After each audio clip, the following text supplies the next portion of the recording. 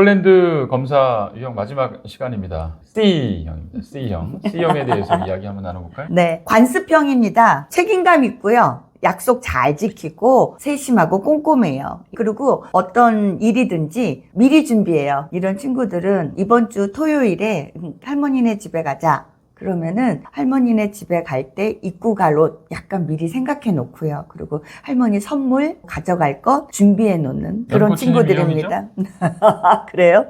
그러나 그리고 구체적이고 명확한 일들을 하기를 좋아해요. 공부도 감성적이나 뭐 음악 듣고 뭐 몸 움직이고 이거보다는 딱딱딱딱 뭘 해야 해 라고 해서 체계적으로 딱 되어 있는 거 이런 것들 좋아해요. 그렇다 보니까 이런 친구들한테 아이디어를 막 내라고 하는 직업 안 됩니다.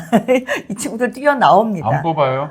네. 안 돼. 근데 이제 만약에. 나는 뽑는 사람 입장에서 얘기하는 거지. 네네. 근데 후천적으로 그렇게 보이지 않게끔 훈련이 된 친구들을 잘못 뽑을 수가 있어요. 그러거나. C가 높은데. 예. 저기가 높아요. 사교 있잖아. S가 높아. 이런 친구들이 있거든요. 가능합니다. 네네. 아까 조금 전에 우리가 알아본 것처럼 이렇게 치밀하고 꼼꼼하고 준비성도 높은데 사회성이 높아. 그런데 보면 면접 장면이나 아니면 취업을 하기 위해서 그 시험 보는 과정에서 S만 어필한다 이 얘기죠. 네, 그렇게 되면 이제 뽑아놨는데 보면은 그 직무랑 안 맞는 거죠. 이 부분에 대해서는 지극히 개인적인 책임이거든요. 네, 그래서 선택할 때. 기업 큰 데 같으면 뭐 다른 직무 다른 데로 보내면 되죠. 네, 근데 이제 본인이 괴로워서 저는 아이들 편이니까 그렇다 보면 본인이 너무 괴로운 거죠. 계획을 할 시간을 주고 성실하고 뭔가 딱 명령 지시에는 아주 순응하는 편이거든요. 내가 이 직무의 일을 오랫동안 이 사람들하고 이 환경에서 동일한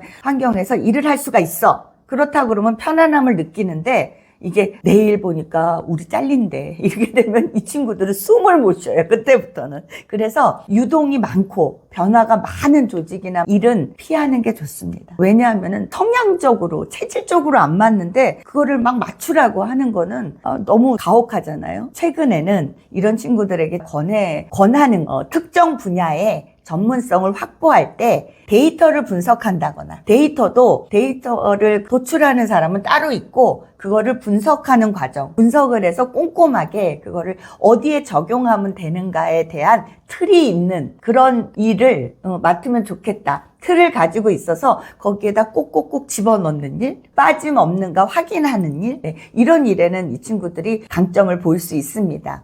한 가지 얘기를 해보자면 이런 친구들에게 대체될 수 있는 가능성이 제일 크거든요. 높죠. 그렇기 때문에 이 친구들은 미래에 필요한 직무를 선택하는 것이 중요합니다. 다른 유형의 친구들보다. 네, 그러니까 요거는 이거 좀 네네. 확대 해석을 해보면 뭐냐. 네. 내가 진단해보니까 이렇게 나왔어요. 그러면 의도적으로 내가 사회성을 좀 키운다라든지 네. 진취성을 키운다라든지 그러니까 이런 보조적인 작업들이 필요한 거예요. 이거로만 네. 그냥 높다고 그냥 계속 이거로만 가는 것이 아니라. 그럼요. 그리고 이게 특히 제가 이런 관습형인 친구들한테 제가 한계를 느끼는 부분이 새로운 것들이나 도전해야 될 과제에 대해서 머뭇거려요. 그런데 이것도 제가 봤을 때는 부모님들이 얼마든지 개발할 수 있더라고요. 제가 제가 도움을 요청해서 몇 건을 이렇게 트레이닝을 해보니까 훨씬 나아지더라고요. 짧은 동안에. 그러니까 이 친구가 자발적으로 뭔가를 해볼 수 있도록 처음에는 옵션을 몇 개 준다거나 지금 이 얘기를 할 거는 아니지만 아무튼 그래서 요걸 할래 요걸 할래 그래가지고 뭐 하나를 했을 때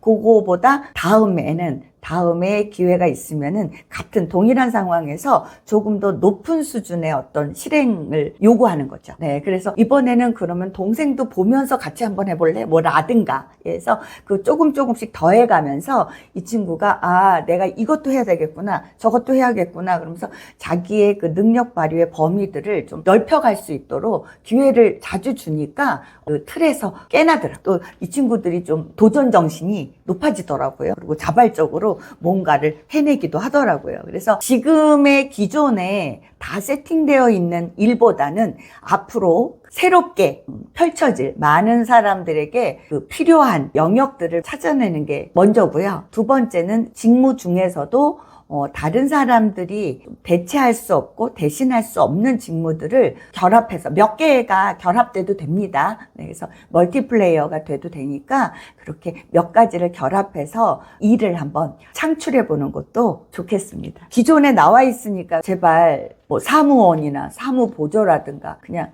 사무 이제는 볼 게 없어요. 기업이나 조직에서. 그거는 AI가 하고 프로그램이 다 합니다. 그렇기 때문에 이제 키워드 하나만 치면 다 만들어주기 때문에 이제 그런 사람 필요 없으니까 필요 없는 직무를 목표로 애쓰는 일은 없었으면 합니다. 네, 말씀 잘 들었고요. 네. 지금까지 홀랜드 검사 6가지 유형에 대해서 알아봤습니다.